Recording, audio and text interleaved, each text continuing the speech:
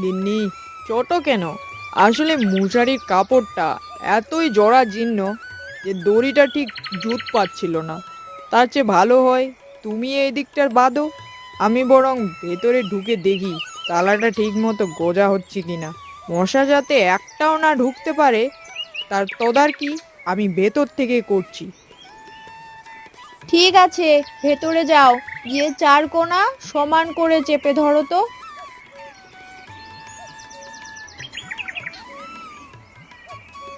ও হে, কোনটা টান করো? তুমি কি ভেতরে ঘুমাচ্ছ নাকি? আরে না না, আমি আসলে একটা পরীক্ষা করছি। মশারির জালিটা এত পাতলা যে মশাগুলো বাইরে থেকে উকি দিচ্ছে। আমি যদি এখন ওটা টানি তবে তো মশাগুলো সুড়ঙ্গ করে ভেতরে ঢুকে পড়বে। তার চেয়ে বরং আমি পা দিয়ে এই কাপড়টা এমন ভাবে ঠেলে রাখ যেন মশাগুলো